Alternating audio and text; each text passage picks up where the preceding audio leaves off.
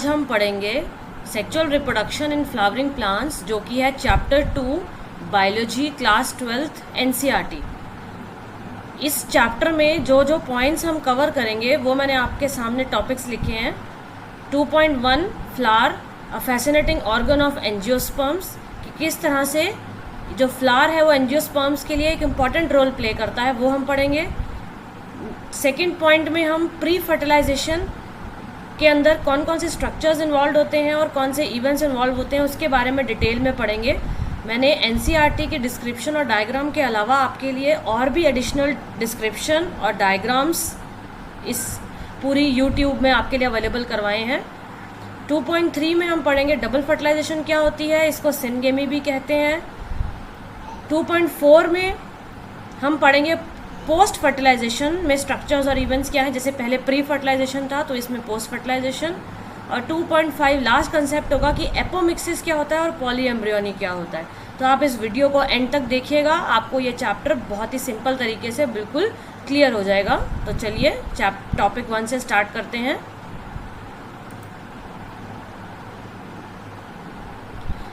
Introduction बच्चों, flowers क्या होते हैं?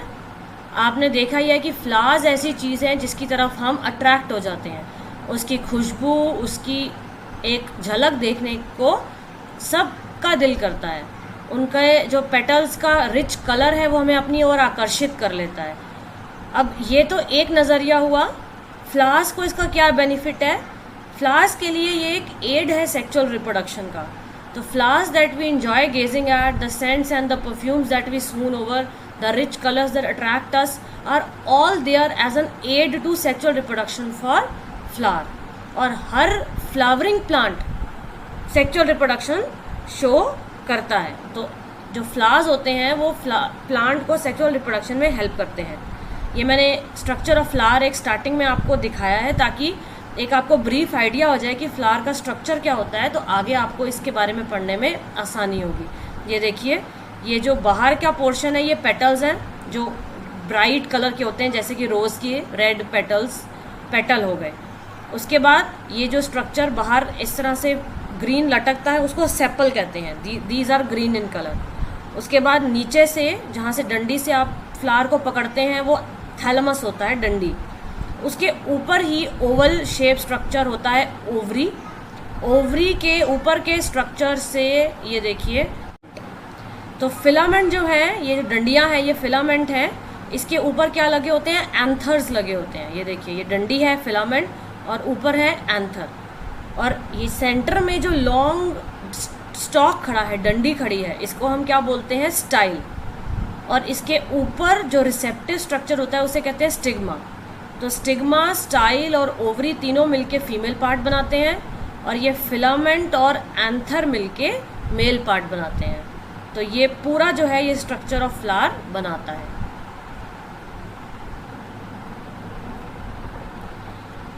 देखिए, flower a fascinating organ of angiosperm, इसका क्या मतलब है कि फ्लावर्स जो है उसकी बहुत वैल्यू है।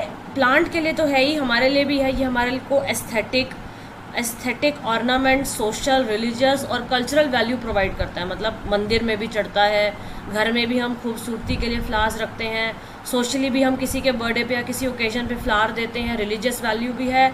घर में भी हम पौधे उगाते हैं तो एस्थेटिक वैल्यू भी है। और किसी किसी के तो कल्चर में भी किसी प्लांट को पूजने की वैल्यू होती है। तो फ्लावर के अलग अलग तरीके से ही हमारे लिए एक इम्पॉर्टेंस है और प्लांट के लिए रिप्रोडक्शन में इम्पॉर्टेंस है। चलिए, अभी मैंने आपको डायग्राम दिखाया था, उसी को माइंड में रखिएगा और स्ट्रक्चर ऑफ फ्लावर पढ़ते हैं। फीमेल पार्ट पिस्टल है, जो मैंने अभी बताया था आपको, स्टिग्मा, स्टाइल, ओवरी। 3 पार्ट से बनता है, stigma, style and ovary. Stigma ऊपर स्टिकी स्ट्रक्चर था पिस्टल के, और किससे जुड़ा होता है? नीचे जो लंबी डंडी अभी मैंने आपको दिखाई थी, ट्यूब लाइक, जिसको हम स्टाइल कहते हैं। और स्टाइल जो है वो ओवरी के अंदर जाके ख़त्म होती है। और ओवरी के अंदर क्या होता है? बहुत सारे फीमेल एग सेल्स होते हैं जिन्हें हम ओव्यूल्स कहते हैं। फिर से देखिए, मैंने आपके लिए एक और डायग्राम दिया है फ्लावर का, स्टिग्मा, स्टाइल, ओवरी, ओव्यूल। ये देखिए, ओवरी के अंदर ओव्यूल है। ये सारे मिलके फीमेल पार्ट बना दिया, जिन रिप्रोडक्टिव पार्ट, जिसे हम पिस्टल कहते हैं। ये ब्राइट कलर्ड पेटल्स हैं। उसके बाद ये डंडी जैसा फिलामेंट है, उसके ऊपर क्या है? एंथर्स। और एंथर्स के अंदर खूब सारे पॉलेंस होंगे जो मेल रिप्रोडक्टिव स्ट्रक्चर है जो आगे दोबारा किसी फीमेल रिप्रोडक्टिव स्टिग्मा पे जाएगा तो पॉलिनेशन करेगा, वो हम आगे पढ़ेंगे बच्चों। तो ये देखो एंथर और फिलामेंट मिलके स्टेमन बन गया, मेल रिप्रोडक्टिव पार्ट। ये ग्रीन सेपल है और ये जो बड़ी सी डंडी है ये थैलेमस है। तो आपको ये स्ट्रक्चर समझ में आ गया होगा बच्चों प्लांट इसका फ्लावर का। तो आगे बढ़ते हैं। Stamens are the male parts and usually surround the pistil. अभी हमने देखा कि फिलामेंट से बिल्कुल पिस्टल को फीमेल पार्ट को कवर कर रखा है। और स्टेमन किस चीज़ का बना है? एंथर और फिलामेंट का। एंथर के अंदर बहुत सारे पोलेंस होते हैं जिन्हें हम मेल रिप्रोडक्टिव सेल कहते हैं, और filament holds the anther up. Filament से एंथर ऊपर की तरफ को खड़ा होता है। पेटल्स क्या हैं? These are important parts of flower because they help attract pollinators such as bees, butterfly and bat. तो ये क्वेश्चन कभी कभी 1 नंबर का आ जाता है कि पेटल्स इतने ब्राइट कलर्ड क्यों होते हैं? क्योंकि वो जो मक्खियाँ या किसी भी तरह के बीज या कोई भी और पॉलिनेटर्स हैं, कीड़े हैं, उनको अपनी तरफ अट्रैक्ट कर लेते हैं और वो एक सोर्स बन जाते हैं पॉलिनेशन का। क्यों? क्योंकि उनके ऊपर एंथर्स लगे होते हैं, बहुत सारे पॉलेंस लगे होते हैं। पॉलेंस जो हैं जब वो स्टिग्मा के ऊपर गिरते हैं तो फिर पॉलिनेशन कंप्लीट हो जाती है, रिप्रोडक्शन हो जाती है। सेपल्स क्या थे? अभी मैंने बताया था आपको, tiny green leaf like structures थे at the base of flower, और इनका काम क्या होता है? ये बर्ड को प्रोटेक्शन देते हैं। They help to protect the developing bird. चलिए सेकेंड टॉपिक की तरफ आगे बढ़ते हैं, प्री फर्टिलाइजेशन इवेंट, जिसमें स्ट्रक्चर और इवेंट्स हम पढ़ेंगे। अब हार्मोन्स रोल प्ले करते हैं फर्टिलाइजेशन में, और उस स्ट्रक्चरल चेंजेस जो होते हैं उससे जो आगे डिफ्रेंशिएशन और डेवलपमेंट होती है वो फ्लावर के अलग अलग पार्ट्स बनाता है। और inflorescences are formed which bear the floral buds and then the flower. Inflorescences मतलब जो सारे स्ट्रक्चर्स बन रहे हैं फ्लावर के, पहले बड बनेगी और फिर उससे फ्लावर बन जाएगा। In the flower mail and female reproductive structures को हमने नाम दिए हैं, साइंटिफिक नेम दिए जाते हैं। मेल को एंड्रोशियम और फीमेल को गाइनोशियम। तो जब भी फ्लावर के कंटेक्स्ट में mail or female reproductive structure की बात हो तो बच्चों आपको ये वर्ड याद रखने हैं, एंड्रोशियम एंड गाइनोशियम। यही आगे डिफ्रेंशिएट करते हैं और डेवलप करते हैं मेल और फीमेल पार्ट्स में। ये देखिए बच्चों, स्ट्रक्चर ऑफ एंजियोस्पर्म एंथर, ये भी पेपर में आ जाता है, इंपॉर्टेंट है कि स्ट्रक्चर ऑफ स्टेमन बनाइए। तो स्टेमन, ये देखिए ये फिलामेंट है, फिलामेंट के ऊपर एंथर लगा है और ये पूरा स्ट्रक्चर क्या कहलाता है? स्टेमन। अभी मैंने दिखाया था डायग्राम में। और इस एंथर के अंदर बहुत सारे क्या हैं? पोलेंस। ये देखिए 3 dimensional cut section of anther. जब आप एंथर को कट करेंगे तो उसके अंदर आपको खूब सारे पोलेंस मिलेंगे। इसका प्रैक्टिकल भी बच्चों 12th क्लास में आप करोगे तो आपको क्लियर हो जाएगा कि माइक्रोस्कोप में ये पोलेंस जो है वो कैसे दिखते हैं, बहुत ब्यूटीफुल दिखते हैं। अब जो एंथर होता है उसका स्ट्रक्चर क्या होता है? वो बायलोब्ड होता है with each lobe having 2 theca.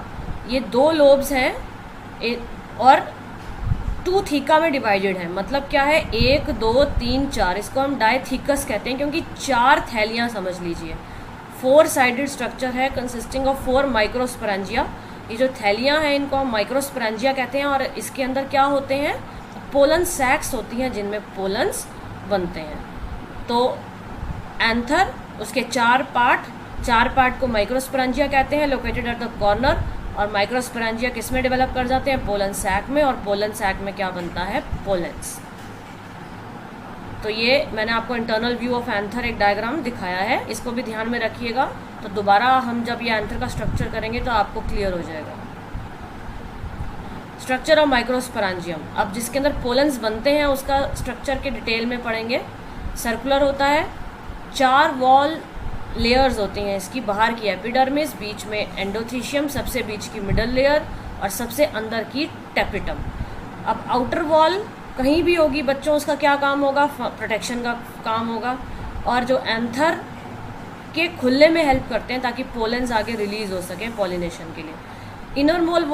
Inner most wall tapetum होती है। ये भी बच्चों क्वेश्चन पेपर में आ जाता है कि वॉल्स के फंक्शन क्या है। तो टेपिटम का काम क्या है? नरिशमेंट देता है पोलन ग्रेन को, इसमें नरिशमेंट हो। तो अभी बच्चों मैंने आपको एंथर्स का स्ट्रक्चर बताया और उसके अंदर पोलेंस होते हैं, ये मैंने आपको दिखाए।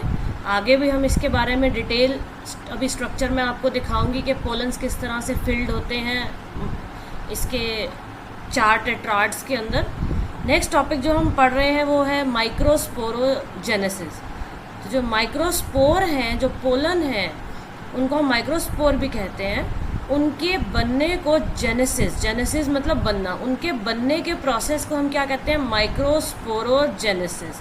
जब भी कोई चीज़ बनती है, जेनरेशन को हम जेनेसिस साइंटिफिक वर्ड का नाम देते हैं। तो ये देखिए, पोलन्स विद इन एंथर्स बनना, माइक्रोस्पोरोजेनेसिस। और जो प्रोसेस है, the process of formation of microspores या pollen grains from a pollen mother cell through meiosis, it is called as microsporogenesis. Microspores जो होते हैं, जो बनते हैं, वो फिर मैच्योर कर जाते हैं पोलन्स में। तो माइक्रोस्पोर्स मैच्योर्स इनटू पोलन्स। तो एक तरह से प्री पोलन की फॉर्म आप इसे समझ सकते हैं, और जनरल अंडरस्टैंडिंग के लिए आप इसको पोलन्स ही समझ सकते हैं। As the anther develops, the cells of the sporogenous tissue undergo meiotic division to form microspore tetrad. अभी जैसे मैंने आपको डायग्राम दिखाया था, 4 टेट्राड होते हैं। तो जैसे एंथर बनता है, उसके अंदर जो स्पोरोजिनस टिश्यू के सेल्स होते हैं, उसमें मियोटिक डिविजन्स होती हैं, और वो माइक्रोस्पोर टेट्राड्स बना देते हैं। और इन माइक्रोस्पोर टेट्राड्स के अंदर several thousands of microspores या pollen grains are formed that are released with the dehiscence of the anther। तो जब एंथर टूटता है, ब्रेक होता है, तो उसके साथ ही पोलन ग्रेन्स जो हैं वो सराउंडिंग एनवायरनमेंट में रिलीज हो जाते हैं, और फिर विंड से या वाटर से, किसी भी मीडियम से, वो पॉलिनेशन के प्रोसेस से नेक्स्ट फ्लावर तक, उसके स्टिग्मा तक पहुंच जाते हैं। ये देखिए फिर से डायग्राम, अभी पीछे मैंने आपको एक डायग्राम दिखाया था, ये फिर से एक डायग्राम है, बिल्कुल क्लियर हो जाएगा इसमें। ये एंथर का स्ट्रक्चर है, transverse section of a young anther, जिसमें ये देखिए बच्चों 4 टेट्राड हैं, 1 2 3 4, इनको हम कहते हैं टेट्राड्स। और एक माइक्रोस्पोरेंजियम भी कहते हैं। और उसका माइक्रोस्पोरेंजियम का इनलार्ज्ड व्यू आपको यहाँ दिखाया है कि अगर हम माइक्रोस्कोप में देखें तो हमें क्या दिखेगा। अभी हमने पीछे पढ़ा था कि उस माइक्रोस्पोरेंजियम में कितनी लेयर्स होती हैं? 3 लेयर्स होती हैं, बेसिकली 4 लेयर्स होती हैं। टेपिटम को भी एक लेयर ही कहा जाता है। तो एपिडर्मिस, किसी भी सेल की बाहर की लेयर जो होगी वो एपिडर्मिस होगी, उससे मिडल की एंडोथीशियम, फिर उसके बाद जो बीच में जो लेयर्स आती हैं उनको मिडल लेयर्स कह देते हैं। और ये जो माइक्रोस्पोर मदर सेल हैं, MMC कहते हैं इनको, इसके आसपास क्या होता है? टेपिटम की लेयर होती है जो इसको क्या करती है? न्यूट्रिशन प्रोवाइड करती है। अभी हमने पीछे पढ़ा था। तो ये एक माइक्रोस्पोरेंजियम का एनलार्ज्ड व्यू है। तो बच्चों ये डायग्राम भी इम्पॉर्टेंट है, पेपर में आता है। जितने भी डायग्राम्स मैं आपको अपनी स्लाइड्स में दिखा रही हूँ, ये पेपर में पूछे जाते हैं ड्रॉ करने के लिए। 3 मार्क्स में भी आ जाता है, 5 मार्क्स में भी आ जाता है, 2 मार्क्स में सिर्फ डायग्राम और उसकी 4 लेबलिंग आ जाती हैं, या 2 मार्क के क्वेश्चन में 2 लेबलिंग आ जाती है या 4 लेबलिंग आ जाती है हाफ मार्क की। तो ये आपको सारे डायग्राम्स बिल्कुल ऑन द टिप होने चाहिए, और मैं आपको इजी तरीके से समझा रही हूँ, आपको समझ में आ जाएगा। और ये देखो, उन्होंने एक मैच्योर एंथर का डायग्राम दिखाया हुआ है, जिसके अंदर क्या है, ये देखिए पोलन्स बिल्कुल फुली डेवलप हो गए, पोलन ग्रेन्स MMC से। तो इस तरह से एक मैच्योर एंथर जो है वो फिल्ड होता है पूरा पोलन ग्रेन से। उसके बाद पोलन ग्रेन का स्ट्रक्चर भी बच्चों पेपर में आता है कि draw the structure of pollen grain, what is the function of exine in time. तो ये क्या होता है बच्चों, आइए देखें। पोलन ग्रेन्स क्या है? They represent the male gametophyte. तो जब ये फीमेल गमीटोफाइट मतलब स्टिग्मा तक पहुँचेंगे और ओव्यूल के उसके साथ मिलेंगे, तो फिर ओवरी के अंदर एग बना देंगे। तो ये है स्ट्रक्चर ऑफ पोलन ग्रेन। ये इलेक्ट्रॉन माइक्रोग्राफ दिखाया गया, और ये सिंपल स्ट्रक्चर मैं आपके लिए एडिशनल लेके आई हूँ आपको क्लियर करने के लिए। बाहर की लेयर है एक्साइन और अंदर की लेयर है एंटाइन। और जहाँ पे एक्साइन एब्सेंट होती है, बाहर की लेयर एब्सेंट होती है, उसको हम कहते हैं जर्म पोर। और इस जर्म पोर से ही जो पोलन ट्यूब है वो इसके अंदर घुसती है, नहीं तो एक्साइन के बैरियर को क्रॉस नहीं कर सकती ट्यूब, वो इधर से ही अंदर जो है इस पोलन ग्रेन से आती है और फीमेल के गेमीट के साथ फ्यूज़ करती है। तो यहीं से ही जर्म पोर से ही पोलन ट्यूब की एंट्री होती है। ये ट्यूब का न्यूक्लियस है, ये ट्यूब सेल है, सारे फिल्ड हैं, और ये जेनरेटिव सेल है। This is the structure of a pollen grain. Pollen grains की डिस्क्रिप्शन दी है मैंने। Pollen grains are generally spherical, measuring about 25 to 50 micrometers in diameter. आप इसे समझ सकते हैं, माइक्रोमीटर्स, 10⁻⁶ मीटर, तो कितना छोटा होता है ये डायमीटर में। तो इसीलिए ये विजिबल बाय माइक्रोस्कोप ही है। आपके प्रैक्टिकल में जब आप करेंगे 12th क्लास में, तो आपको इसका डायग्राम जब देखेंगे बहुत ही ब्यूटीफुल होते हैं ये pollens. It has 2 layer, 2 layers होती हैं। आउटर लेयर को एक्साइन कहते हैं। It is made up of sporopollenin which is one of the most resistant organic material known. It can withstand high temperatures and strong acid and alkali, और कोई enzyme अभी तक ऐसा नहीं बना जो स्पोरोपोलेनिन को डिग्रेड कर सके। तो इसीलिए मैंने जो आपको जर्म पोर दिखाया था वो इसीलिए, क्योंकि ये इतने रेजिस्टेंट है कि वहाँ से जर्म ट्यूब नहीं निकल सकती मेटिंग के लिए, तो जर्म पोर से निकलती है। Pollen grain exine has a prominent aperture, aperture मतलब opening, called germ pore, where sporopollen is absent. Pollen grains are well preserved as fossils because of the presence of sporopollen. जब इतना resistant है तो environment से भी क्या degrade होगा, इसलिए उसको ऐसा फॉसिल भी प्रिजर्व किया जा सकता है। The exine exhibits a fascinating array of patterns and design.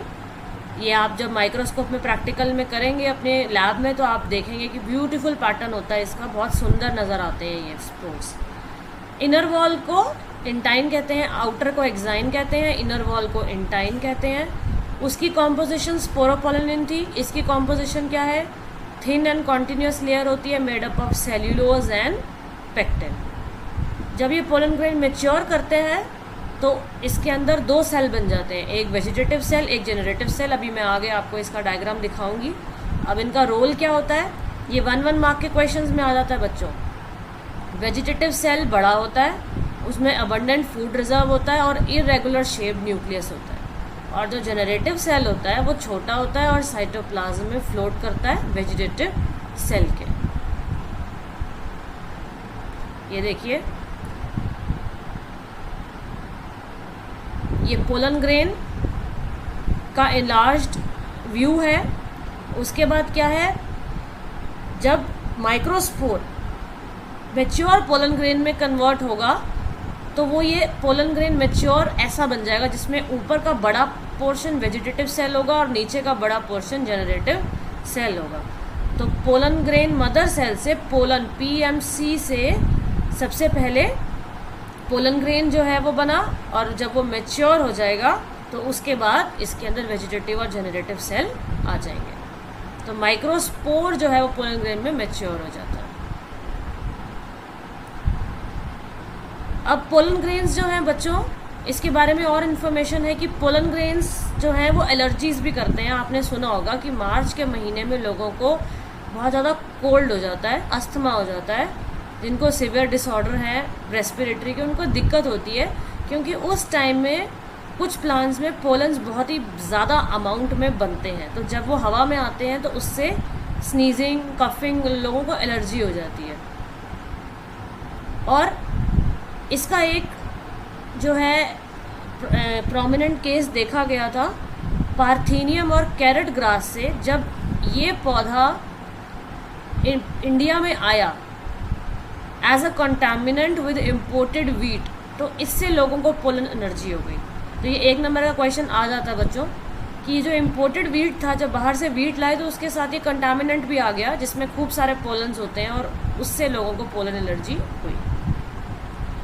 अब अगर इसका डिसएडवांटेज है तो एडवांटेज भी है कि पोलन ग्रेन्स को हम एज अ फूड सप्लीमेंट खाते हैं।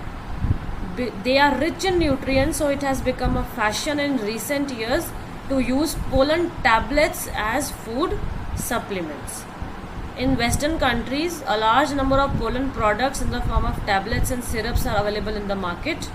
Pollen consumption has been claimed to increase the performance of athletes and race horses. तो इसको एक तरह से स्टैमिना बढ़ाने के लिए और टैबलेट्स की फॉर्म में, सिरप्स की फॉर्म में लिया जाता है। अब बच्चों, पोलन्स का स्टोरेज कैसे करते हैं? It is possible to store pollen grains of a large number of species for years in liquid nitrogen -196 degree Celsius. आपने क्रायो प्रिजर्वेशन सुना ही होगा, जिसमें मैक्सिमम चीज़ें जो हैं सीड बैंक भी इवन इस टेम्परेचर पे स्टोर किया जाता है। बहुत सारी चीज़ें इस टेम्परेचर पे स्टोर की जाती हैं, क्योंकि ये ऐसा टेम्परेचर है जिस पे चीज़ें ख़राब नहीं होती, ये स्टोरेज टेम्परेचर है। तो पोलन्स भी इसी टेम्परेचर पे स्टोर किए जाते हैं। Such stored pollen can be used as pollen banks similar to seed banks in crop breeding programmes.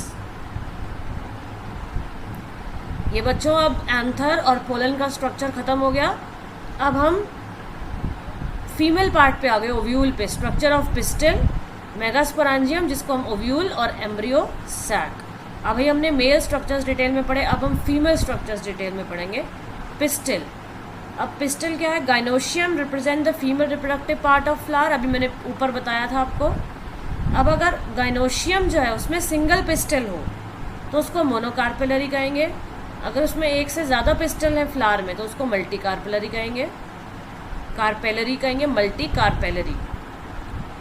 अगर एक से ज़्यादा पिस्टल हैं और वो फ्यूज्ड हैं तो सिन कार्पस कहा जाता है। सिन मतलब फ्यूज्ड। और अगर वो पिस्टल्स फ्री हैं तो उनको एपोकार्पस कहा जाता है। एपो मतलब फ्री।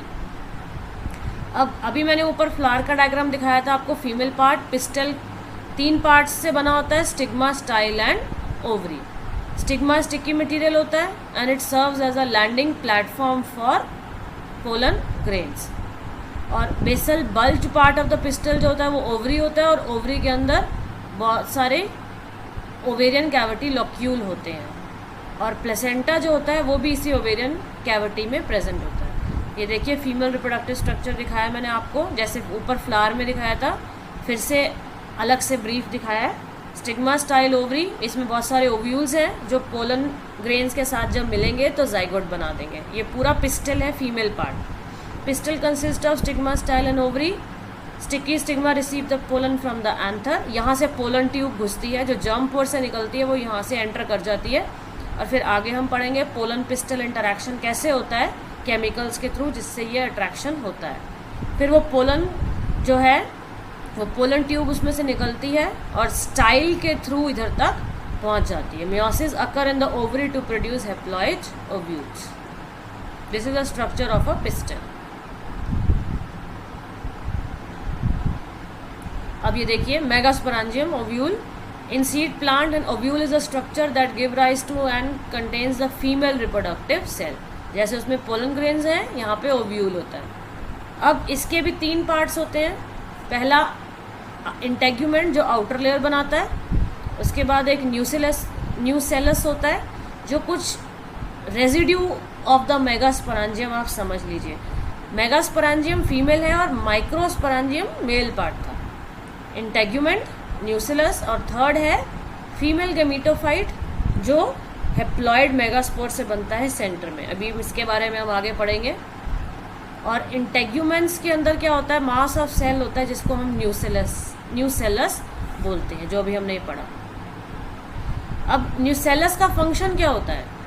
इंटेग्यूमेंट्स के अंदर जो न्यूसेलस होता है, it has abundant reserve food material. जैसे वहाँ पे पोलन्स को न्यूट्रिशन देने के लिए सेल था, ऐसे ही यहाँ पे इसको भी न्यूट्रिशन देने के लिए सेल है, nucellus. Cells of the nucellus have abundant reserve food material.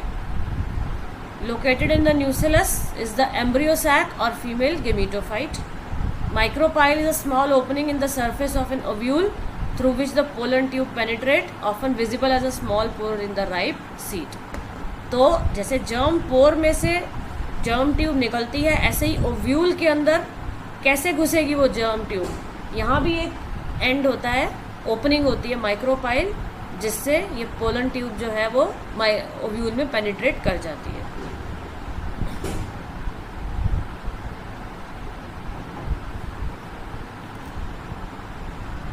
अब देखो बच्चों, ये एनाट्रोपस ओव्यूल का डायग्राम है। ये बहुत इंपॉर्टेंट है, ये पेपर में हमेशा आता है कि draw in detail the structure of typical anatropous ovule. और इसको क्यों कहते हैं एनाट्रोपस ओव्यूल? देखो, प्लांट ओव्यूल जो है जब वो इन्वर्टेड हो जाता है 180 डिग्री पे and micropyle is turned toward the funicle, it is called as inverted ovule. मतलब कि ये ओव्यूल जो है जब हम इसको इन्वर्ट कर देते हैं 180 डिग्री पे, और ये जो माइक्रोपाइल है जो मैंने अभी आपको बताया ओपनिंग, ये फ्यूनिकल की तरफ चली जाती है और इन्वर्ट होके ये ओव्यूल को हम एनाट्रोपस ओव्यूल कहते हैं। इससे क्या होता है, इससे पोलन ट्यूब की एंट्री इजी हो जाती है। तो ये एनाट्रोपस ओव्यूल का सिग्निफिकेंस है। ये देखिए इसके अंदर जो स्ट्रक्चर्स हैं, ये एक लेयर है हाइलम की जो एक तरह से इनर साइड पे प्रोटेक्ट कर रही है इस एम्ब्रियो सैक को। उसके बाद ये फ्यूनिकल ओपनिंग है और उसके नीचे एक माइक्रोपाइल ओपनिंग है। फिर माइक्रोपाइलर पोल है, पोल मतलब कि वो साइड जहाँ माइक्रोपाइल प्रेजेंट है। ये आउटर इंटेग्यूमेंट बाहर की लेयर, ये इनर इंटेग्यूमेंट अंदर की लेयर। उसके बाद ये रिजर्व फूड मटेरियल है न्यूसेलस और अंदर है एम्ब्रियो सैक जिसको ये कवर करता है। और ये है चिलेजल एंड। एक होता है माइक्रोपाइलर एंड और एक होता है चिलेजल एंड।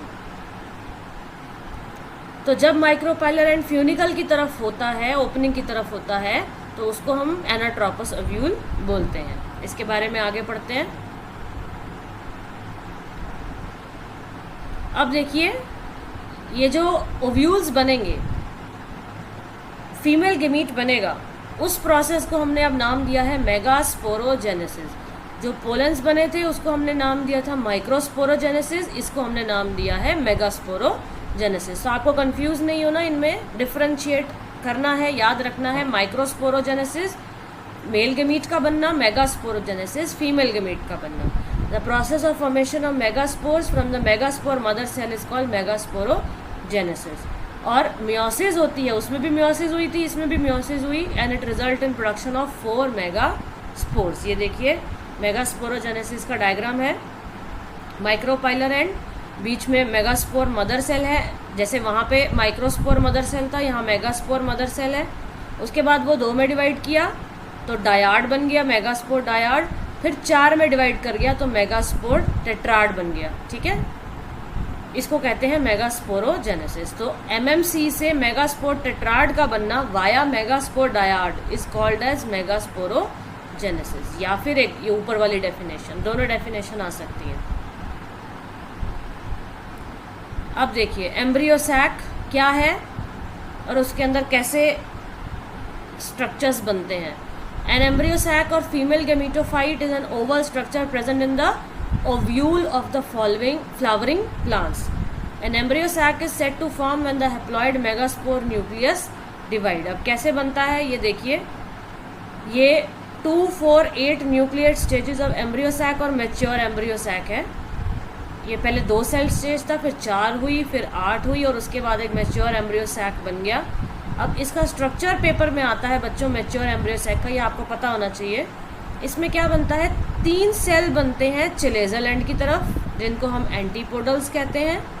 2 बीच में पोलर न्यूक्लियाई होते हैं सेंट्रल सेल में, एक एग है और 2 सिनर्जिड्स हैं। तो इसमें कितने सेल्स हो गए, 3, 4, 5, 6, 7, 8। तो जो मैच्योर एम्ब्रियो सैक है वो 8 सेल्ड स्टेज होता है। 3 एंटीपोडल्स, 2 पोलर न्यूक्लियाई, 5 हो गए, एक एग 6 और 2 सिनर्जिड सेल्स 8। एंटीपोडल्स चिलेजल एंड की तरफ होते हैं, सिनर्जिड्स माइक्रोपाइलर एंड की तरफ होते हैं। यह आपको याद रखना है। आप इसको ऐसे भी रेफर कर सकते हैं, जैसे ए और सी, एंटीपोडल AC, तो एंटीपोडल्स चिलेजल एंड की तरफ, तो सिनर्जिड अपने आप माइक्रोपाइलर एंड की तरफ हो जाएंगे। ये एक तरह से टिप है याद रखने की। अब एम्ब्रियो सैक में सेल्स डिस्ट्रीब्यूट कैसे होते हैं, जो भी मैंने आपको डायग्राम दिखाया था उसी की डिस्क्रिप्शन मैंने दिखाई है कि माइक्रोपाइलर एंड की तरफ कौन से सेल्स हैं। उसके बाद एग अपरेटस में 2 सिनर्जिड्स हैं, एक एग सेल है। फिलीफॉर्म अपरेटस की तरफ सिनर्जिड सेल होते हैं which play an important role in guiding the pollen tubes into the synergid. Filiform apparatus का ये काम होता है। चिलेजल एंड की तरफ 3 सेल होते हैं जिन्हें हम एंटीपोडल कहते हैं। ये मैंने सारा आपको ऊपर डायग्राम से समझा दिया है। और सेंटर का लार्ज सेंट्रल सेल होता है, उसमें 2 पोलर न्यूक्लियाई होते हैं। तो टिपिकल एंजियोस्पर्म एम्ब्रियो सैक जो है at maturity 8 nucleate, it is 7 sailed. वैसे वो 8 सेल्ड सेल है, मगर वो जो 2 बीच के पोलर न्यूक्लियाई हैं उनको हम 1 भी गिन सकते हैं और 7 सेल्ड स्टेज बोल सकते हैं, क्योंकि वो एक ही सेल के दो पार्ट हैं। Large central cell has 2 polar nuclear. तो अभी मैंने ऊपर 8 गिनाए थे, उसमें मैंने आपको 2 पोलर न्यूक्लियर गिनाए थे, तो उनको एक ही कहेंगे और 7 सेल स्टेज कह देंगे, जो बिल्कुल total mature cell stage embryo sac की होती है। तो ये था बच्चों मेगास्पोरोजेनेसिस का इवेंट और स्ट्रक्चर, पूरी डिटेल मैंने आपको बता दी है सिंपल फॉर्म में। नेक्स्ट टॉपिक है पॉलिनेशन। पॉलिनेशन आपको पता है, एक तरफ से पोलन ग्रेन्स का ट्रांसफ़र दूसरे स्टिग्मा पर होना, इसको हम पॉलिनेशन कहते हैं। इसका क्या यूज़ है? फर्टिलाइजेशन, प्लांट्स के लिए फर्टिलाइजेशन। और पॉलिनेशन के लिए फ्लावरिंग प्लांट्स ने बहुत अलग अलग तरीके की अडेप्टेशंस की हुई हैं पॉलिनेशन के लिए। बहुत सारे तरीके हैं पॉलिनेशन के, उसमें एक एक करके मैं आपको बताती हूँ। सबसे पहले काइंड्स ऑफ पॉलिनेशन पढ़ते हैं, उसके बाद मेथड्स ऑफ पॉलिनेशन पढ़ेंगे। तो depending on the source of pollen, की पोलन कहाँ से आ रहा है, pollination can be divided into 3 types. पहला है ऑटोगेमी, नाम से ही पता चल रहा है, ऑटो मीन्स सेल्फ, गेमी मतलब फ्यूजन। तो pollination is achieved with in the same flower, एक ही फ्लावर है, उसी में ही एंथर है, उसी में ही स्टिग्मा है, उससे पोलन्स जो है एंथर से स्टिग्मा ऑफ सेम फ्लावर पे ही आ गए, इसको कहते हैं ऑटोगेमी। तो इसमें कोई न्यू टाइप का प्लांट जनरेट नहीं होगा, क्योंकि इसमें कोई डिफरेंट वेरिएशन नहीं आएगा। एग्जाम्पल है ऑक्सालिस, कोमेलिना, वॉयला, ये ऐसे प्लांट्स हैं जो ऑटोगेमी शो करते हैं। अब इसमें 2 तरह के फ्लावर्स होते हैं, एक कैस्मोगेमस फ्लावर और एक क्लिस्टोगेमस फ्लावर। इनमें भी डिफरेंस बच्चों आ जाता है। कैस्मोगेमस फ्लावर्स क्या होते हैं? Which are similar to flowers of other species with exposed anthers and stigma. तो कैस्मोगेमा में एक्सपोज्ड एंथर्स एंड स्टिग्मा होते हैं, और क्लिस्टोगेमस फ्लावर्स जो होते हैं वो खुलते नहीं हैं, उसमें बंद होते हैं दोनों, बस यही डिफरेंस है, पर इनमें ऑटोगेमी ही होती है। तो अब वो खुलेंगे नहीं, तो उसके लिए क्या अडेप्टेशन है in such flowers? Anthers and stigma lie close to each other. अब जब खुलेंगे नहीं तो पोलन्स कैसे जाएगा स्टिग्मा पे? तो वो बहुत पास पास होते हैं। तो जब एंथर में से पोलन्स निकलते हैं तो वो डायरेक्टली उस स्टिग्मा के कॉन्टैक्ट में आ जाते हैं। So these cleistogamous flowers are invariably autogamous as there is no chance of cross pollen landing on the stigma। तो क्लिस्टोगेमस फ्लावर्स में तो बिल्कुल ही पॉलिनेशन, क्रॉस पॉलिनेशन नहीं हो सकती, दे आर टोटली ऑटोगेमस। ठीक है बच्चों। ऑटोगेमी के बाद सेकेंड टाइप है जीटोनोगेमी। इसका मतलब क्या है? Transfer of pollen grain from the anther to the stigma of another flower of the same plant. अब यहाँ पे प्लांट सेम है मगर फ्लावर्स अलग अलग हैं, तो उसको हम जीटोनोगेमी कहते हैं। और थर्ड है जीनोगेमी। जीनो का मतलब ही दूर दराज का, तो transfer of pollen grain from anther to stigma of a different plant. This is the only type of pollination which during pollination bring genetically different type of pollen grains to the stigma. यहीं पे ही maximum variation के chances हैं xenogamy में। ये देखिए मैंने diagram के थ्रू आपको समझाया है ताकि और क्लियर हो जाए। Autogamy pollen transfer with in 1 flower, geitonogamy एक ही पौधा है मगर एक फ्लावर से दूसरा फ्लावर, और क्रॉस पॉलिनेशन दोनों अलग अलग पौधे हैं, फ्लावर हैं, और एक फ्लावर से दूसरा फ्लावर। अब बच्चों काइंड्स ऑफ पॉलिनेशन के बाद एजेंट्स ऑफ पॉलिनेशन। बहुत सारे एजेंट्स होते हैं, जैसे विंड हो गया, वाटर हो गए, एनिमल्स हो गए, इंसेक्ट्स हो गए, इवन ह्यूमंस भी होते हैं जो हम यूज़ करते हैं, कुल्हाड़ी या कुछ इंस्ट्रूमेंट्स, उससे भी जो पॉलन्स होते हैं वो उस इंस्ट्रूमेंट पे लग के दूसरे फ्लावर के ऊपर चले जाते हैं। तो बहुत सारे तरीके हैं। Plants use 2 abiotic wind and water and 1 biotic animals agent to achieve pollination. ये मैक्सिमम देखा गया है। अब पोलन लॉस ना हो इन सब चीज़ों की वजह से, तो फ्लावर्स जो हैं वो इनॉर्मस पोलन प्रोड्यूस करता है when compare to the number of ovules available for pollination. Pollination by wind is more common among abiotic pollinators. हवा से ही ज़्यादातर पॉलिनेशन होता है। अब ये क्वेश्चन आ जाता है बच्चों की विंड पॉलिनेशन के लिए पोलन ग्रेन्स कैसे होने चाहिए? हल्के होने चाहिए, नॉन स्टिकी होने चाहिए, so that they can be transported in wind currents. They often possess well exposed stamens so that the pollens are easily dispersed into wind currents and large, often feathery stigma to easily trap airborne pollen grains. Example of water pollinated plants हैं बच्चों वेलेस्नेरिया और hydrilla, जो साफ पानी में grow करते हैं, और कुछ मेराइन सी ग्रासेस सच एज जोस्टेरा, ये नाम भी आपको याद होने चाहिए।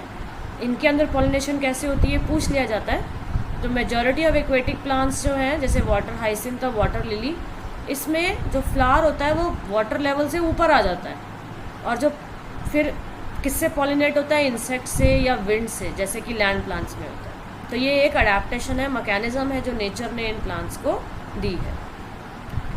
वेलिस्नेरिया प्लांट में क्या देखा गया है, the female flower reach the surface of water bye a long stock, ऊपर आ जाता है, और जो मेल फ्लावर्स होते हैं और पोलन होते हैं they are released on to the surface of water and they are then passively carried by water currents. तो बहुत अच्छे अच्छे मैकेनिज्म्स देखो फ्लावर्स में हैं बच्चों, नेचर ने प्रोवाइड किए हैं। अब another group of water pollinated plants such as sea grasses, female flowers remain submerged in water, वो पानी में ही रहते हैं और पोलन ग्रेन्स पानी के अंदर ही रिलीज होते हैं। ये सारे डिफरेंस आपको अलग अलग प्लांट्स के बच्चों पता होने चाहिए, ये पेपर में आ जाते हैं। इवन नीट में भी आपको ये इनसाइड डिटेल्स हेल्प करेंगी। In most of the water pollinated species pollen grains are protected from wetting by a mucilaginous covering. अब पानी से ख़राब ना हो तो म्यूसिलेजिनस कवरिंग होती है उनके बाहर। Majority of flowering plants use a range of animals as pollinating agents. अब कौन कौन से एजेंट्स होते हैं, बीज होते हैं, बटरफ्लाइज होते हैं, फ्लाइज होते हैं, बीटल्स, वैल्व्स, ये सारे कीड़े जो हैं, एंड्स, मॉथ्स, बर्ड्स में सन बर्ड, हमिंग बर्ड और बैट्स, ये कॉमन पॉलिनेटिंग एजेंट्स हैं। और इंसेक्ट्स के अंदर बीज सबसे ज़्यादा डोमिनेटिंग बायोटिक पॉलिनेटिंग एजेंट है। Even larger animals such as सारे कुछ primates, lemurs, arboreal tree dwelling, rodents और even reptile, gecko lizard and garden lizard, ये भी पॉलिनेटर्स की तरह पाए गए हैं। Majority of insect pollinated flowers जो होते हैं, अब उनकी क्या खूबी होती है बच्चों, उनकी पेटल्स जो है वो बहुत सुंदर होनी चाहिए, तभी तो अट्रैक्ट होंगे कीड़े, और उनमें नेक्टर बहुत ज़्यादा होता है तभी कीड़े अट्रैक्ट होंगे। एनिमल्स भी अट्रैक्ट हो जाते हैं फ्लावर्स पे कलर से, उनकी खुशबू से। The flower pollinated by flies and beetles secrete foul odours to attract these animals. Nectars and pollen grains are the usual floral reward. अब अगर फ्लावर को पोलन मिल रहा है तो फ्लावर भी उनको कुछ रिवॉर्ड देगा, तो नेक्टर और पोलन ही उन एनिमल्स के लिए रिवॉर्ड होता है। बॉडी ऑफ द एनिमल जो है gets a coating of pollen grain which are generally sticky in animal pollinated flowers. तो फिर जब एनिमल उस फ्लावर के ऊपर उसको पास आएगा तो वो उसके एनिमल की बॉडी पे स्टिक कर जाएंगे, फिर वो दूसरे पौधे पे जाएगा तो वहाँ से चले जाएंगे वो। इस तरह से बहुत सारे मैकेनिज्म्स हैं। In some species floral rewards are in providing safe place to lay eggs. ये भी बहुत इंपॉर्टेंट है बच्चों। अब पौधा जो है जब पोलन लेता है तो उसके बदले क्या है, एग्स को ले करने की जगह देता है। ये कैसे पॉसिबल है? An example is that of the tallest flower of Amorphophallus. Flower ही 6 फीट हाइट का है तो उसके अंदर अंडे दे दिए जाते हैं। A similar relationship exists between species of moth and the plant yucca, where both species, moth and the plant, cannot complete their life cycles without each other. Moth जो है अपने डिपॉजिट कर देता है eggs in the locule of ovary, और flower जो है in turn gets pollinated by the moth. तो देखिए symbiotic relationship एक तरह से pollination में भी यहाँ पे चल रहा है। ये एक तरह से फिर से मैंने टेबुलर फॉर्म दिखाई है बच्चों। पॉलिनेशन किस किस तरीके की है, किन किन फैक्टर्स से होती है, और उनके साइंटिफिक नेम भी दिए हैं मैंने यहाँ पे। Wind pollination, anemophily, water pollination, hydrophily, bat से चिरोपटेरोफिली, इंसेक्ट से एंटोमोफिली, स्नेल से मेलेकोफिली, और बर्ड से ऑर्निथोफिली। ये नीट के पॉइंट ऑफ व्यू से भी बहुत इंपॉर्टेंट है और CBSE पॉइंट ऑफ व्यू से भी बहुत इंपॉर्टेंट है। अब नेक्स्ट टॉपिक है बच्चों out breeding devices. Out breeding devices क्यों हमें ज़रूरी होते हैं? क्योंकि जब सेल्फ पॉलिनेशन होती रहती है तो कॉन्टिन्यूस सेल्फ पॉलिनेशन से इन ब्रीडिंग डिप्रेशन हो जाता है। इन ब्रीडिंग डिप्रेशन का मतलब होता है कि कोई वेरिएशन नहीं आता, सेम जो करेक्टर्स हैं वही हर प्रोजेनी में चलते रहते हैं। तो सेल्फ पॉलिनेशन से जो इनब्रीडिंग डिप्रेशन होता है उसको आउटकम करने के लिए हम आउट ब्रीडिंग डिवाइसेस यूज़ करते हैं। तो आउट ब्रीडिंग देखो, आउट बाहर की चीज़ के साथ ब्रीडिंग, मतलब बाहर की वैरायटी के साथ ब्रीडिंग। और नेचर ने प्लांट्स को खुद भी ये मैकेनिज्म दिया है कि वो डिस्करेज कर सके सेल्फ पॉलिनेशन और इनकरेज कर सके cross pollination. So flowering plants have developed many devices to discourage self-pollination and to encourage cross-pollination. अब पहला कैसे है, फर्स्ट पॉइंट कि कुछ स्पीशीज में पोलन रिलीज और स्टिग्मा रिसेप्टिविटी जो होती है वो सिंक्रोनाइज्ड नहीं होती है। तो अगर इनकी सिंक्रोनाइजेशन नहीं होगी तो मेटिंग नहीं होगी, तो इनब्रीडिंग नहीं होगा। अब कैसे होती है ये कि या तो पोलन रिलीज हो जाएगा before the stigma become receptive, या फिर स्टिग्मा जो है वो रिसेप्टिव हो जाता है much before the release of pollen. तो इस तरह से इन दो वजहों से पोलन और स्टिग्मा की रिसेप्टिविटी नहीं बन पाएगी, तो इन ब्रीडिंग पॉलिनेशन मतलब सेल्फ पॉलिनेशन नहीं होगी। कुछ स्पीशीज में एंथर एंड स्टिग्मा जो है they are placed at different position so that pollen cannot come in contact with the stigma of the same flower. उनकी पोजिशनिंग ही डिफरेंट होती है। Both this devices prevent autogamy, autogamy means self pollination. और तीसरा तरीका है self pollination या inbreeding को रोकने का, that is self incompatibility. This is a genetic mechanism and prevent self pollen. इससे पोलन्स जो हैं वो इनकम्पैटिबल बन जाते हैं उन स्टिग्मा के साथ मेटिंग करने के लिए। और अनदर डिवाइस है to prevent self pollination is the production of unisexual flowers. तो अगर एक ही सेक्स होगा फ्लावर में, यूनिसेक्सुअल होगा, तो ऑटोमेटिकली सेल्फ पॉलिनेशन नहीं हो पाएगी, क्रॉस पॉलिनेशन ही करनी पड़ेगी। In several species such as papaya, male and female flowers are present on different plants, that is each plant is either male or female.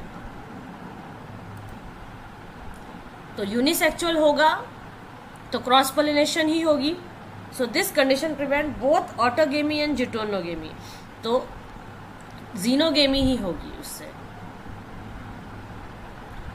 Next topic है बच्चों pollen pistol interaction. अभी मैंने इसके बारे में ब्रीफ में आपको ऊपर भी बताया था कि किस तरह से पोलन ट्यूब स्टिग्मा के साथ अटैच होती है और फिर उस इंटरैक्ट करके अंदर घुसती है। तो उस मैकेनिज्म को कहते हैं हम पोलन पिस्टल इंटरैक्शन। और ये होता क्या है, if it is of right type the pistil accepts the pollen and promotes post pollination events that leads to fertilization, and if the pollen is of wrong type the pistil rejects the pollen by preventing pollen tube on the stigma or the pollen tube growth in the style.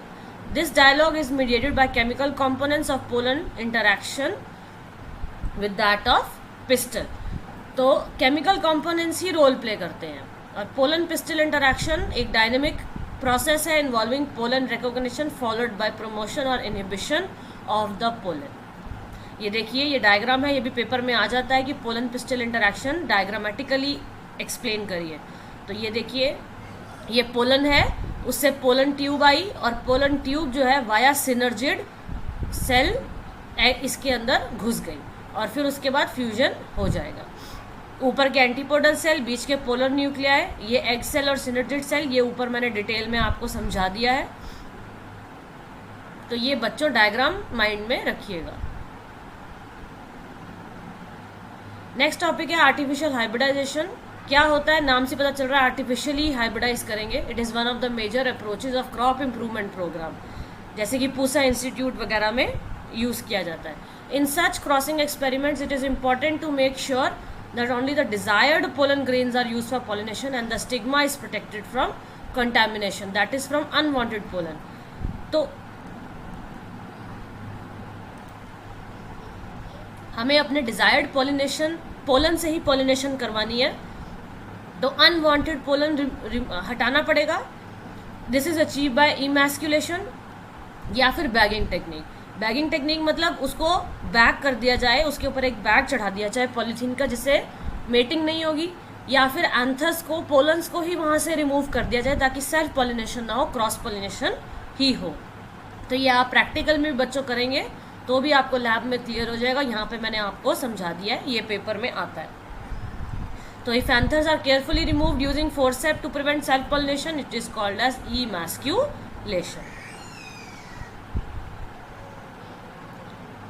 Emasculated flowers have to be covered up with a bag of suitable size, generally made up of butter paper, to prevent contamination of its stigma with unwanted pollen. और इस process को हम bagging कहते हैं, और जिसकी bagging हो जाती है उसको हम टैग कर देते हैं, उसको टैगिंग कहते हैं. और when stigma of bagged flower attain receptivity, mature pollen grains collected from the anther of the male parent are dusted on the stigma and the flowers are rebagged and the fruits are allowed to redevelop. तो इस तरीके से desired pollen से mating कराते हैं. Next topic है बच्चों double fertilisation. ये भी पेपर में आता है. मैंने आपको plus minus is equal to के तरीके से इजी वे में समझाने की कोशिश की है. तो यहाँ पे आपको ये कंसेप्ट बिल्कुल क्लियर हो जाएगा कि डबल फर्टिलाइजेशन क्या होती है, क्यों कहा जाता है. अभी मैंने ऊपर जो बताया था कि पोलन ट्यूब सिनर्जिड सेल से एग की तरफ घुसी, तो after entering one of the synergid the pollen tube releases the 2 mail gametes into the cytoplasm of the synergid. तो एक मेल गमीट एग सेल के साथ मीटिंग करता है तो डिप्लॉयड जाइगोट बना देता है. इसको हम सिनगेमी कहते हैं. देखिए जाइगोट डेवलप्स इनटू एम्ब्रियो, और एक मेल गमीट वो 2 पोलर न्यूक्लियाई के साथ मीटिंग करता है और पेन बनाता है. This is triploid primary endosperm nucleus.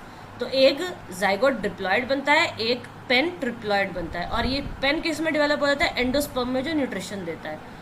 क्योंकि 2 टाइप की फर्टिलाइजेशन हो रही है इसलिए इस प्रोसेस को हम डबल फर्टिलाइजेशन बोलते हैं. और वैसे भी हम फर्टिलाइजेशन को सिनगेमी बोलते हैं, मतलब फ्यूजन होता है. तो ये बच्चों पेपर में 2 या 3 नंबर का आ जाता है. तो ये कंसेप्ट आप यहाँ से पेपर में लिख सकते हैं इजी तरीके से. As this involve the fusion of 3 haploid nuclei it is termed as triple fusion. और इस ऊपर वाले प्रोसेस को हम ट्रिपल फ्यूजन भी कहते हैं बिकॉज 2n + n इन्वॉल्व है. और क्योंकि 2 टाइप ऑफ फ्यूजन हो रही है, syngamy and triple fusion, it take place in embryo sac. Phenomenon is called as double fertilization. तो ये ट्रिपल फ्यूजन और डबल फर्टिलाइजेशन आपको क्लियर होना चाहिए. ये देखिए बच्चों डायग्राम के थ्रू फिर से दिखाया है कि किस तरह से एम्ब्रियो सैक के अंदर पेन बनता है और किस तरह से एम्ब्रियो की डेवलपमेंट होती है. ये जाइगोट बना जो मेटिंग के बाद, उसके बाद धीरे धीरे ये 2 सेल स्टेज, उसके बाद फिर आगे सेल्स बढ़ते जाते हैं. ये ग्लोबुलर एम्ब्रियो बन जाता है, ये देखिए ग्लोब शेप का. उसके बाद ये एम्ब्रियो हार्ट शेप में कन्वर्ट हो जाता है और ऊपर एक सस्पेंसर बन जाता है. ऊपर सस्पेंसर सेल बन गया और उसके बाद जब ये मेच्योर होता है तो ये सीड में डेवलप हो जाएगा. देखिए बच्चों अब एम्ब्रियो बीज बनेगा तभी तो एक नया पौधा बनेगा. और सीड में क्या होता है, ऊपर की रेडिकल जिससे रूट निकलती है, R for radicle, R for root, और नीचे ये प्लेम्यूल होता है जिससे कि हरी शूट निकलती है. और ये कॉटिलेडन है जो इसको न्यूट्रिशन प्रोवाइड करेगा. तो ये पूरा एक सीड बन जाएगा, बीज बन जाएगा मैच्योर. नेक्स्ट टॉपिक है post fertilization structures and event. जब डबल फर्टिलाइजेशन हो जाती है तो उसके बाद क्या प्रोसेस होते हैं, एंडोस्पर्म बनता है, एम्ब्रियो डेवलपमेंट होती है, ओव्यूल सीड में कन्वर्ट हो जाते हैं, ओवरी फ्रूट में कन्वर्ट हो जाते हैं. ये भी मैंने आपको प्लस इज इक्वल टू के तरीके से समझाया है. ये सारे प्रोसेस मिलके पोस्ट फर्टिलाइजेशन इवेंट है. नाम से पता चल रहा है पोस्ट मतलब फर्टिलाइजेशन के बाद. अब एंडोस्पर्म क्या होता है बच्चों, अभी बताया था, न्यूट्रिशन प्रोवाइड करता है ग्रोइंग एम्ब्रियो को, रिजर्व फूड मटेरियल है, उसको हम एंडोस्पर्म कहते हैं. In the most common type of endosperm development, PEN जो अभी मैंने ऊपर बताया था, that undergoes successive nuclear division to give rise to free nuclei. और इस एम्ब्रियो डेवलपमेंट, इस स्टेज ऑफ एंडोस्पर्म डेवलपमेंट को हम फ्री न्यूक्लियर एंडोस्पर्म बोलते हैं. और अगर इसके बाहर सेल वॉल डल जाती है तो ये सेलुलर एंडोस्पर्म बन जाता है. अब यहाँ पे कुछ एग्जाम्पल दिए हैं, ये 1-1 नंबर के बच्चों पेपर में आ जाते हैं. कोकोनट वाटर जो हम पीते हैं फ्रॉम टेंडर कोकोनट, वो क्या है, is nothing but free nuclear endosperm made up of thousands of nuclear. और अगर सराउंडिंग वाइट कर्नल उसके बाहर बन जाता है तो वो सेलुलर एंडोस्पर्म हो जाता है. तो एंडोस्पर्म या तो कम्प्लीटली कंज्यूम हो जाएगा बाय द डेवलपिंग एम्ब्रियो, जैसे कि नट्स में होता है, P, groundnut, beans, before seed maturation, और इट में परसिस्ट इन मेच्योर सीड जैसे कि कैस्टर और कोकोनट में, और फिर वो आगे सीड जर्मिनेशन के टाइम पे यूज होगा अगर वो एम्ब्रियो यूज नहीं करेगा तो. नेक्स्ट टॉपिक है बच्चों एम्ब्रियो क्या होता है. अभी हमने ऊपर पढ़ा माइक्रोपाइलर एंड पे डेवलप होता है एम्ब्रियो सैक के, जहाँ पे जाइगोट सिचुएटेड होता है. Most zygote divide only after certain amount of endosperm is form. क्यों? क्योंकि जब तक न्यूट्रिशन ही नहीं होगा एम्ब्रियो क्या डेवलप करेगा। So this is an adaptation to provide assured nutrition to the developing embryo. Embryogenesis occur naturally as a result of single or double fertilization of the ovule giving rise to two distinct structure। एक embryo बनता है और एक endosperm बनता है जो फिर आगे सीड में डेवलप हो जाते हैं, जो भी मैंने आपको ऊपर += से समझाया। फिर जाइगोट के अंदर बहुत सारी डिफरेंशिएशन और डिविजन्स होती हैं और एक मैच्योर एम्ब्रियो बन जाता है। नेक्स्ट टॉपिक है बच्चों stages of embryo development after fertilization. ये मैंने आपको पॉइंट्स की फॉर्म में ईजी तरीके से दिखाया है। जाइगोट बनेगा, वो माइटोसिस से सस्पेंसर और एम्ब्रियो सेल में डिवाइड करेगा, जो अभी ऊपर आपको डायग्राम से समझाया उसकी डिस्क्रिप्शन ही है ये बच्चों। 5 मार्क का क्वेश्चन आता है। जब सस्पेंसर सेल जो हैं बन जाते हैं तो वो ग्लोबुलर बेसल सेल बना देते हैं which remain embedded in the endosperm, और फिर वो एक सस्पेंसर बनता है, नीचे हार्ट शेप एम्ब्रियो पहले ग्लोबुलर एम्ब्रियो बनता है, फिर वो हार्ट शेप एम्ब्रियो बन जाता है, फिर वो रेडिकल और प्लेम्यूल और कॉटलेडन में कन्वर्ट हो जाता है। जो ऊपर मैंने आपको डायग्राम दिखाया था उसी के 3 पॉइंट्स मैंने आपको यहाँ पर डिस्क्रिप्शन में दिए हैं लिखने के लिए। प्राइमरी एंडोस्पर्म न्यूक्लियस एंडोस्पर्म बनाएगा, ओवरी फ्रूट में कन्वर्ट हो जाएगी, ओव्यूल सीड में कन्वर्ट हो जाएगा। बच्चों ये नीट के पॉइंट ऑफ व्यू से बहुत इंपॉर्टेंट है, ये पेपर में आता है कि क्या चीज़ किस में कन्वर्ट होती है और बनती है। अब true fruit develops only from ovary, example mango and tomato, and false fruit develop from part of flower other than ovary, जैसे कि एप्पल, पीच। तो ये ट्रू फ्रूट और फॉल्स फ्रूट में भी डिफरेंस आ जाता है। ये देखिए अभी जो मैंने आपको पॉइंट समझाए वो फिर से मैंने एक तरह से दोबारा डायग्राम दिखा दिया है, globular embryo, heart shape embryo, mature embryo, clear हो जाए ताकि आपको बिल्कुल। नेक्स्ट टॉपिक है बच्चों सीड। सीड क्या होता है? फाइनल प्रोडक्ट है सेक्सुअल रिप्रोडक्शन का। सारे स्टेजेस कंप्लीट होने के बाद बीज बनता है जिससे एक नया पौधा बनता है। तो बेसिकली ये फर्टिलाइज्ड ओव्यूल है। सीड्स जो हैं वो फ्रूट के अंदर बनते हैं। सीड टिपिकल सीड का स्ट्रक्चर क्या होता है? सीड कोट होता है, कॉटलेडन होता है, एम्ब्रियो एक्सिस होती है। कॉटलेडन ऑफ एम्ब्रियो जो है वो क्या होता है? सोलन स्ट्रक्चर होता है क्योंकि उसमें रिजर्व फूड मटेरियल होता है। सीड हमारे एग्रीकल्चर का बुनियाद है, उसके बिना खेती बाड़ी नहीं हो सकती। Dehydration and dormancy of mature seed are crucial for storage of seed. Dehydration and dormancy of mature seeds are crucial for the storage of seeds, which can be used as food throughout the year and also to raise crop in the next season. ये देखो बच्चों ये structure of seed है, अभी मैंने ऊपर भी बताया था, फिर से आपको डिटेल दिखा दी है। ये भी 2 मार्क का क्वेश्चन पेपर में आ जाता है। बाहर की सीड की कवरिंग जो सीड कोट होती है वो क्या करती है? उसको प्रोटेक्टिव नेचर प्रोवाइड करती है। माइक्रोपाइल पोर होता है सीड कोट में। This facilitates oxygen and water देता है सीड को ड्यूरिंग जर्मिनेशन। अब जैसे सीड मैच्योर होता है तो उसका वाटर कंटेंट बच्चों कम होता जाता है और सीड जो है वो ड्राई हो जाता है। 10 to 15% मॉइस्चर बाय मास ही रह जाता है। General metabolic activity of embryo slows down. ये सारी चीज़ें डॉर्मेंसी में होती हैं जब इनएक्टिव स्टेट में चला जाता है सीड। एम्ब्रियो में enter a state of inactivity called dormancy, और if favourable conditions are available, जैसे कि ये सारी चीज़ें, तो फिर से सीड जो है जर्मिनेट कर जाता है। Dehydration and dormancy of mature seeds are crucial for storage of seed which can be used as a food throughout the year and also to raise crop in the next season. अब कुछ species में seed अपनी viability loose कर देते हैं 1 महीने के अंदर। Seeds of a large number of species live for several years. Some seeds can remain alive for even 100 years, और उसका एग्जाम्पल ये है। ये बच्चों 1 मार्क में आ जाता है, पता होना चाहिए। There are several records of very old yet viable seed, मतलब जिंदा सीड। तो oldest is that of a lupine, Lupinus arcticus,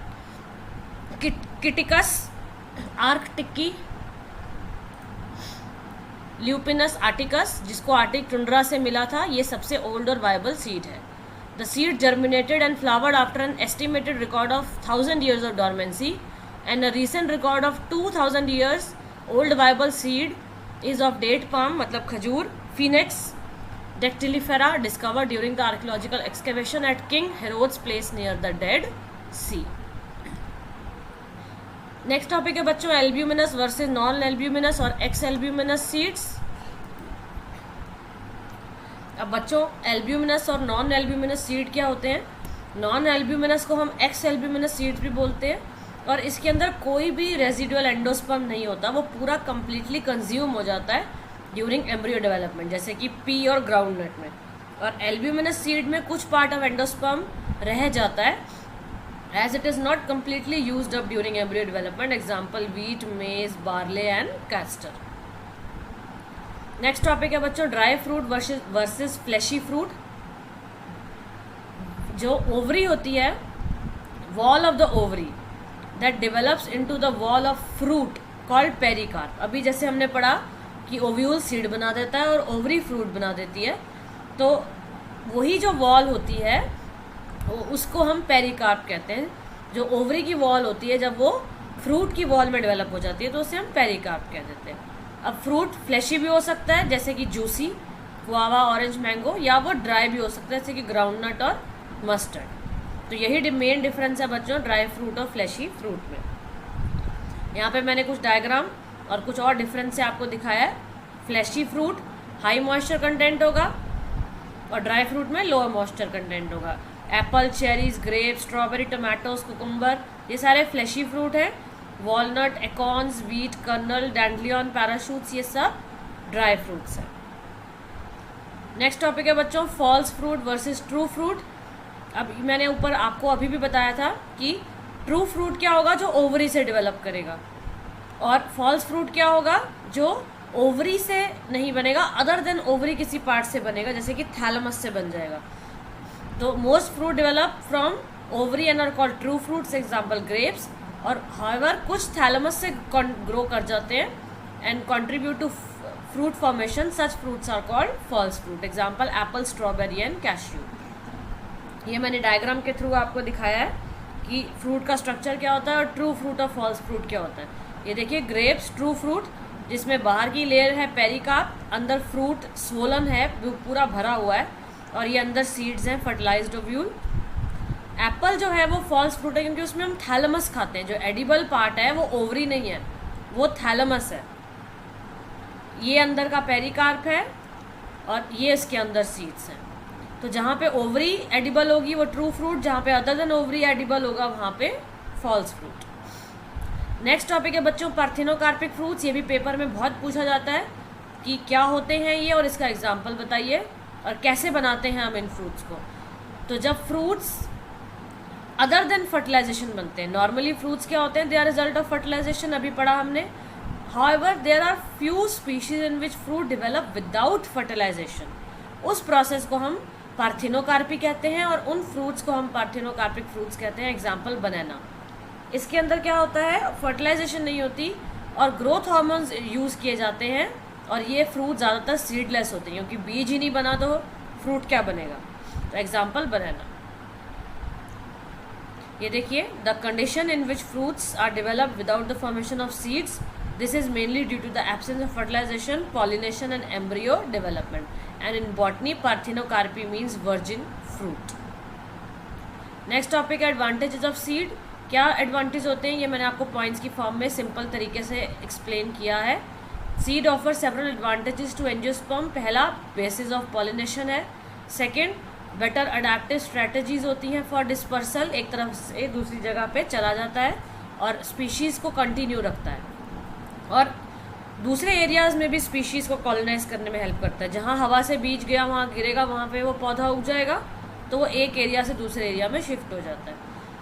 As they have sufficient food reserve, तो young seedlings are nourished until they are capable of photosynthesis on their own। तो बीज से ही बच्चों नया पौधा बनता है, आप उसमें पानी डालते हो, मिट्टी में उगा डालते हो, तो जब तक उसकी पत्तियां नहीं निकलेंगी, अपने आप फोटोसिंथेसिस होनी नहीं शुरू होगी, तब तक सीड ही रिजर्व फूड मटेरियल है उस प्लांट के लिए। Hard seed coat provide protection to the young embryo. Being product of sexual reproduction, they generate new genetic combination leading to variation।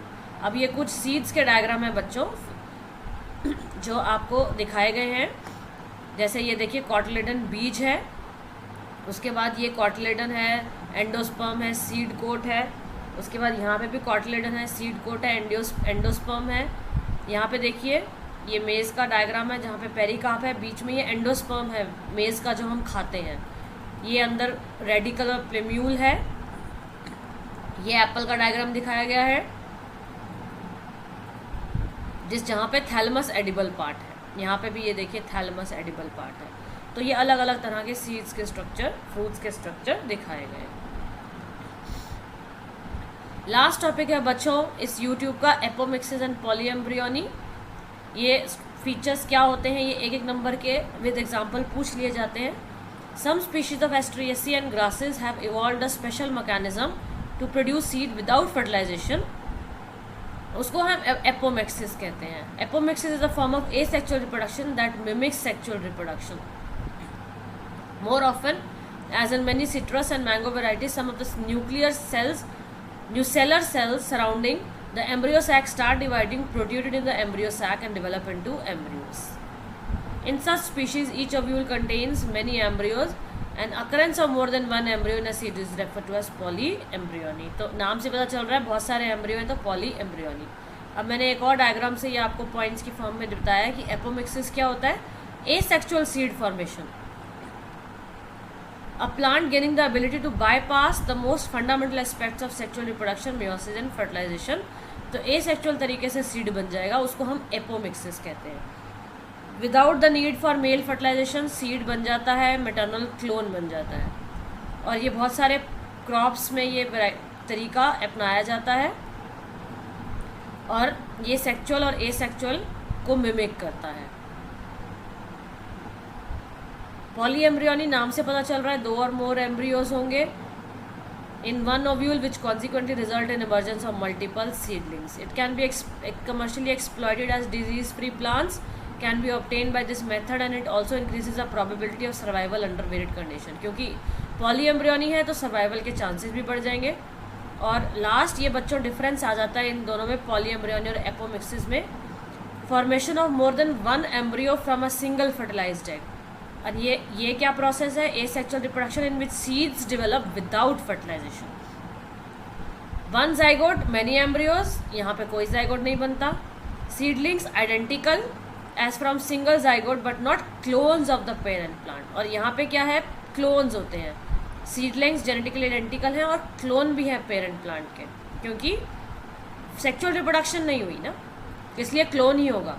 Example mango, citrus, onion. Example Asteraceae and grasses. तो इसी के साथ बच्चों ये chapter finish हो गया। उम्मीद है आज के आपको ये टॉपिक्स और कंसेप्ट्स बिल्कुल क्लियर हो गए होंगे। मैंने एनसीईआरटी के साथ आपको और एक्स्ट्रा डायग्राम्स, एक्स्ट्रा पॉइंट्स से समझा दिया है। आपको कोई भी क्वेश्चन हो, क्वेरी हो, डाउट हो, आप कमेंट बॉक्स में लिख सकते हैं, मैं उसका रिप्लाई करूँगी। और रिलेटेड वीडियोस के लिए आप चैनल को सब्सक्राइब करिए ताकि आपको रिलेटेड वीडियोस मिलती रहें जब भी हम अपलोड करें। 6 to 12th क्लास के लिए हमारी ये बिल्कुल फ्री ट्यूशन अकेडमी है। फ्री क्लासेस, फ्री वीडियोस हम प्रोवाइड करते हैं हर सब्जेक्ट के। तो आप चैनल को सब्सक्राइब करेंगे तो आपको 6 to 12 सारे वीडियोस फ्री अवेलेबल हो जाएंगे। आज के लिए बच्चों इतना ही, बाय बाय।